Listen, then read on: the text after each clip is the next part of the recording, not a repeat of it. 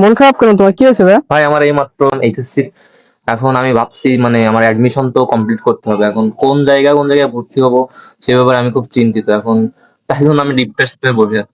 আচ্ছা ভাই, এই নিয়ে ডিপ্রেশন হওয়ার কিছু নাই। মনে করো তোমার সামনে যেহেতু অ্যাডমিশন, তুমি এক্সাম দিবা, সো তোমার আগে চাই পুরো একটা গাইডলাইন। তোমাকে ভালোভাবে লেখাপড়া করতে হবে, পুরো একটা গাইডলাইন লাগবে।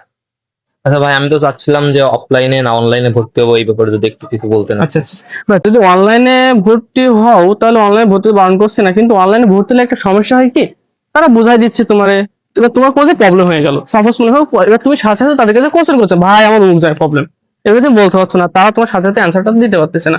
এই জন্য তুমি অ্যাডমিশন টাইমে এসে অনলাইন ক্লাস তোমার হেল্প হিসেবে রাখতে পারো, কিন্তু মেন টার্গেট হিসেবে রাখা যায়। তাহলে কি আমি অফলাইনে 2-3টা কোচিং এ ভর্তি হবো? এটা কি আমার জন্য ভালো হবে?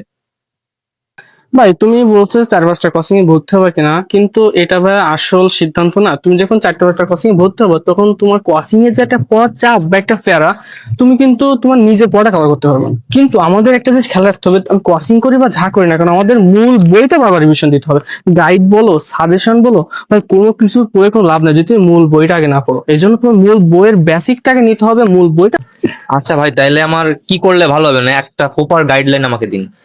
আচ্ছা ভাই, তুমি বলছো যে প্রপার একটা গাইডলাইন, ঠিক আছে সেটা বুঝতে পারছি। প্রপার গাইড, তোমার গাইডলাইন জন্য ভালো একটা যে জায়গায় তোমার প্রতিনিয়ত এক্সাম নিচ্ছে, যেসব কোচিং এ, যেসব কোচিং এর বড় ভাইরা ভালো ভালো বেসিক দিয়ে বোঝাচ্ছে, যারা মোটমাট তোমার বিস্তারিত ভাবে বোঝাবে, মূলত বেসিকটা দিয়ে দিবে যে কিভাবে শর্ট টেকনিক করতে হবে। আর আমাদের অ্যাডমিশনের সময় আমাদের যে এমসিকিউ থাকে, তুমি 100টা এমসিকিউ লিখবা তাহলে 60 মিনিটে। তোমার একটা এমসিকিউর জন্য তুমি অল্প টাইম পাচ্ছ, 1 মিনিটও ফুল পাচ্ছ না। এই জন্য তোমাদের শর্ট টেকনিকে কিভাবে সলভ করা যায় দ্রুত, সেটা আমাদের দেখতে হবে। ঠিক আছে, এই জন্য আমাদের মূলত লাগবে হচ্ছে যে জায়গায় প্রতিনিয়ত এক্সাম নিচ্ছে তেমন একটা কোচিং চুজ করা।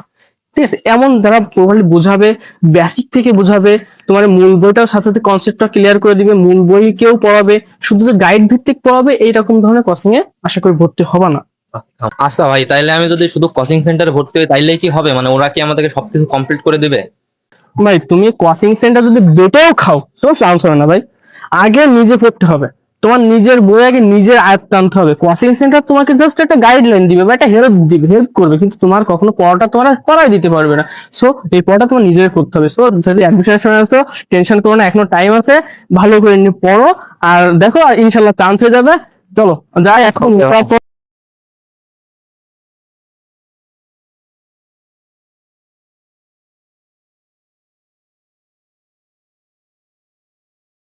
যারা এইচএসসি পরীক্ষা দিছো তারা হয়তো অনেকেই একই সমস্যা ফেস করছো।